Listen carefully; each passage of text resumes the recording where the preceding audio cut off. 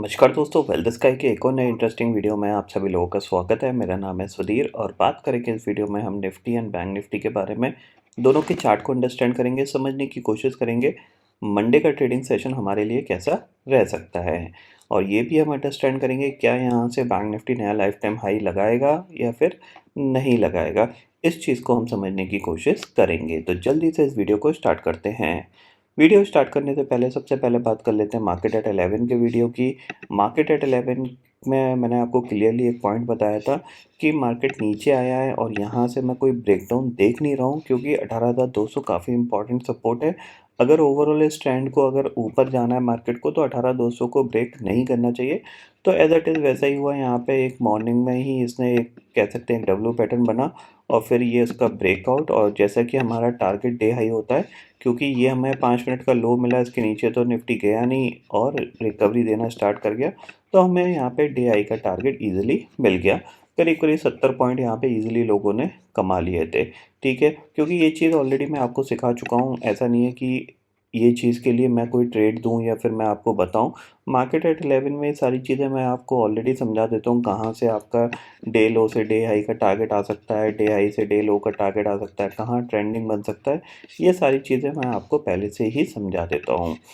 बहुत सारे लोग कमेंट करते हैं कि मार्केट एट 11 के वीडियो को मार्केट एट 10 कर दीजिए, क्योंकि 10 बजे से पहले ही मैं शेयर कर देता हूँ। देखो बेसिकली क्या होता है, जब मैंने वो स्टार्ट किया था तब मैं वीडियो अराउंड 10 सवा 10 बजे के आसपास डालता था, और जब तक वो वीडियो पोस्ट होता था तो 10:30 बज जाते थे। इसीलिए मैंने उसका नाम मार्केट एट 11 रखा था, ताकि एक दिमाग में सेट रहे कि मार्केट एट 11 में आता क्या है। ठीक है ना। इसीलिए ज़्यादातर लोग जो पुराने हैं, जो लोग जुड़े हुए हैं, उन लोगों को ये चीज़ बिल्कुल आइडेंटिफाई रहती है कि मार्केट एट 11 में हमें एक इंट्राडे का सेंटीमेंट समझ में आता है, और उस सेंटीमेंट के हिसाब से वो ट्रेड कर सकते हैं। उनको स्टॉप लॉस मिलता है, उनको टारगेट मिलता है, तो इस तरीके से काम हो जाता है। ठीक है, इसीलिए मार्केट एट 11 का वीडियो का नाम मार्केट एट 11 ही है। ठीक है। बैंक निफ्टी की बात कर लेते हैं, तो बैंक निफ्टी में सेम एज इट इज़ मैंने आपको क्लियरली बोला था कि ये एक सपोर्ट लेवल है। वहीं पे इसने थोड़ा सा टाइम पास किया और फिर ये रिकवरी में हमें डे हाई का टारगेट बैंक निफ्टी ने भी दे दिया था। और उसके बाद जो साइडवेज जाने के बाद ब्रेकआउट आया, तो ये बेसिकली जो मोमेंटम हुआ, ये मैं कल एक्सपेक्ट कर रहा था। कल एक्सपायरी थी, मेरे को एक्सपेक्टेशन ये था कि ये जो मोमेंटम है कल आ सकता था, बट कल नहीं आ पाया क्योंकि निफ्टी सपोर्ट नहीं दे रहा था। आज इसने एक अच्छा खासा यहाँ पे एक्सिस बैंक की मदद से ऑलमोस्ट जो हाई बन गया आपका 43,900 के आसपास, बैंक निफ्टी ने हाई बना दिया था। ठीक है।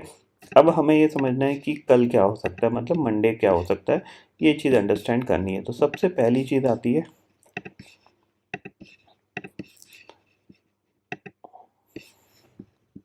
ठीक है, सबसे पहले हम देखेंगे ऑप्शन चेन डाटा, क्योंकि आज डाटा बनना स्टार्ट हो गया नई सीरीज़ का।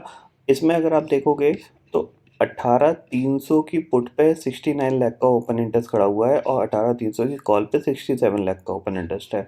इसका मतलब क्या है, पुट राइटर्स का कॉन्फिडेंस अच्छा है। 69 पे लाख के ओपन इंटरेस्ट के साथ ऑलमोस्ट 300 पे जहां कॉल राइटर डोमिनेट कर रहे थे, अब पुट राइटर डोमिनेट कर रहे हैं। तो इसका मतलब ये है कि अब निफ्टी के चांसेस बन रहे हैं कि निफ्टी ब्रेकआउट दे देगा। ठीक है। आपको नज़र किस पे रखनी है, नज़र रखनी है 18,400 पे। मान लीजिए ये 12 लाख का जो ओपन इंटरेस्ट है, 18,400 पे ये 40 लाख 50 लाख का बढ़ जाता है, तो इसका मतलब यही है कि निफ्टी ब्रेकआउट देने के लिए रेडी है। ठीक है, समझ में आ गया ये चीज़। आपको नज़र किस पे रखनी है, 18,400 की पुट राइटर्स पे। अगर ये ओपन इंटरेस्ट धीरे धीरे बढ़ने लगता है तो चांसेस है मार्केट ब्रेकआउट दे देगा, यानी निफ्टी ब्रेकआउट दे देगा। ठीक है। अब यहाँ पे हम 50 मिनट के टाइम फ्रेम पे चलते हैं। तो देखो सिंपल सी चीज़ है, बैंक निफ्टी ने ऊपर ब्रेकआउट दिया है, चांसेस वेरी हाई कि निफ्टी भी हायर साइड पे ब्रेकआउट दे देगा। ब्रेकआउट लेवल है आपका 18,350। 18,350 जैसे ही निकलेगा तो आपको एक स्ट्रॉन्ग मोमेंटम देखने को मिल सकता है। कहाँ तक का, मे बी 18,500 तक का, क्योंकि ये साइकोलॉजिकल फिगर है। इसके ऊपर निकलेगा तो एटलीस्ट 100 से 150 पॉइंट निफ्टी चलने की कोशिश ज़रूर करेगा।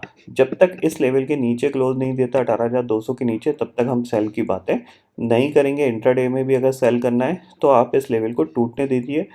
चाहे तो आप इस लेवल को ये मार्क कर लीजिए 18,190। 18,190 के नीचे जाएगा तभी हम सेल करेंगे। और टारगेट हमारे पास सेलिंग का क्या है, सेलिंग का टारगेट है 18,050 का। इतना आप ध्यान में रखिए, जब तक कि 18,190 के ऊपर ट्रेड कर रहा है तब तक पॉजिटिव है, रिकवरी ही आपको देखने को मिलेगी और यहाँ पे हो सकता है कि ये मंडे इसी लेवल के आसपास खुल के ये ऊपर ब्रेकआउट देने की कोशिश कर सकता है। ऊपर के टारगेट मैंने आपको बता दिया 18,500 तक के होंगे, इतना आप समझ लीजिए। ठीक है, बैंक निफ्टी की बात कर लेते हैं। देखो बैंक निफ्टी के लिए, बैंक निफ्टी में एक ब्रेकआउट ऑलरेडी आज आ चुका है, तो हम इस ब्रेकआउट को ब्रेकआउट की तरह ही प्ले करेंगे। इसका मतलब क्या है, ये ब्रेकआउट लेवल है तो जाहिर सी बात है इसको सपोर्ट किस लेवल पे मिल जाना चाहिए, 43,600 से लेके 43,550 या फिर 43,500, ये इसका सपोर्ट जोन है। यहाँ से कहीं पे भी ये आता है 43,600 या 43,500, वहाँ पे हमें बाय करके काम करना चाहिए। क्यों? क्योंकि यहाँ से ये एक ब्रेकआउट है तो जाहिर सी बात है इसका रिट्रेसमेंट में ये हो सकता है यहीं सपोर्ट लेके बाउंस कर जाए, या फिर हो सकता है थोड़ा सा और नीचे आके फिर ये बाउंस करे। तो चांसेस वेरी है कि इस लेवल के आसपास जाके बाउंस करके फिर ये अपने 44,000 को क्रॉस करने की कोशिश करेगा। सिंपल सा लॉजिक है यहाँ पे। और टारगेट हमारे पास जो अब खुले हुए हैं, अगर पोजीशनल टारगेट की बात करें तो बैंक निफ्टी का नया लाइफ टाइम हाई हम एक पोजीशनल टारगेट में मान सकते हैं, जो कि है 44,200 के करीब का। तो ज़्यादा दूर नहीं है, ऑलमोस्ट कह सकते हैं हम 800 की हमारी क्लोजिंग है, तो 400 पॉइंट और बैंक निफ्टी को चलना है, तो एक नया लाइफ टाइम हाई यहाँ पे लगता हुआ दिखाई देगा। उसके बाद हम सोच सकते हैं कि थोड़ा बहुत करेक्शन आ सकता है, बट फिलहाल सिचुएशन बिल्कुल ठीक है। कोई भी यहाँ पे नेगेटिविटी नहीं है किसी भी मार्केट में, ग्लोबल मार्केट में भी नहीं है, हमारे मार्केट में भी नहीं है। FIIs कंटिन्यू बाइंग कर रहे हैं, तो FIIs बाय कर रहे हैं तो इसका मतलब यही है कि टॉप पे FIIs बाय करने का मतलब ही यही है कि वो लोग एक्सपेक्ट कर रहे हैं कि मार्केट यहाँ से और ऊपर जा सकता है, मतलब 5-6% और ऊपर जा सकता है। तो हो सकता है बैंक निफ्टी 45,000 के आसपास जाने की कोशिश करे और निफ्टी आपका वही नया लाइफ टाइम हाई 18,900 के आसपास जाने की कोशिश कर सकता है। ठीक है, ग्लोबल मार्केट की सिचुएशन करेंटली अगर आप देखोगे 150 पॉइंट डाउ फ्यूचर ऊपर है, नैस्डैक भी करीब 31 पॉइंट ऊपर है। तो यहाँ पे नैस्डैक में ब्रेकआउट है, जैसे मैंने आपको कंटिन्यू बोल रहा हूँ कि डाउ से ज़्यादा अब नैस्डैक मूव करना स्टार्ट करेगा, क्योंकि डाउ में कोई ज़्यादा डीप करेक्शन नहीं देखने को मिला था, बट नैस्डैक में देखने को मिला था। तो यहाँ पे आप देख सकते हो ये एक फॉल आया, फिर इसने पुल बैक दिखाया, फिर ये फॉल, फिर ये पुल बैक, ये फॉल और ये ब्रेकआउट। यहाँ पे डब्ल्यू पैटर्न बना है, ये बेसिकली मंथली चार्ट है, ध्यान रखना ये मंथली चार्ट है। यहाँ पे एक ब्रेकआउट मिला, ठीक है। अब इस पैटर्न को यहाँ से अगर हम कंप्लीट करते हैं यूँ करके, तो ये एक कह सकते हैं एक यहाँ पे भी एक ब्रेकआउट बन सकता है।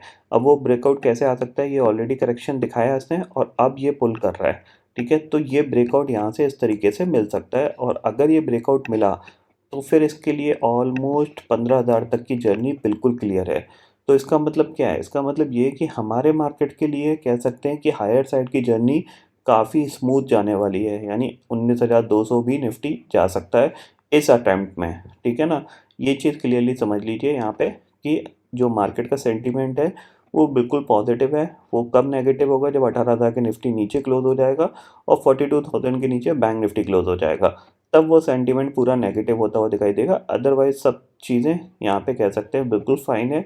जो लोग इन्वेस्टमेंट में, जिन्होंने इन्वेस्टमेंट किया हुआ है, तो वो अपना इन्वेस्टमेंट होल्ड करें।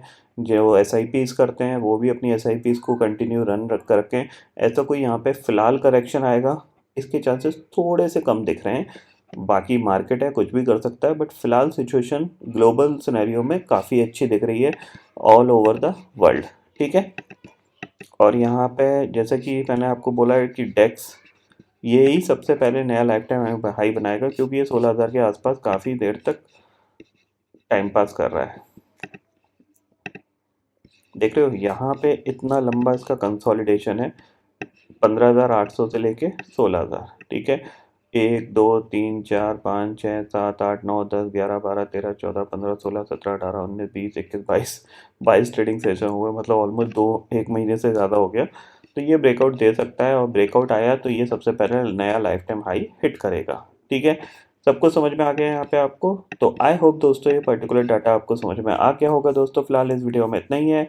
आई होप ये वीडियो आपको पसंद आएगा। वीडियो पसंद आता है तो लाइक और शेयर ज़रूर करिएगा, और चैनल को जो सब्सक्राइब कर लीजिए, क्योंकि मैं सुधीर लेके आता रहूँगा हर दिन आपके लिए नए नए वीडियो। इसी के साथ शुक्रिया दोस्तों, जय हिंद।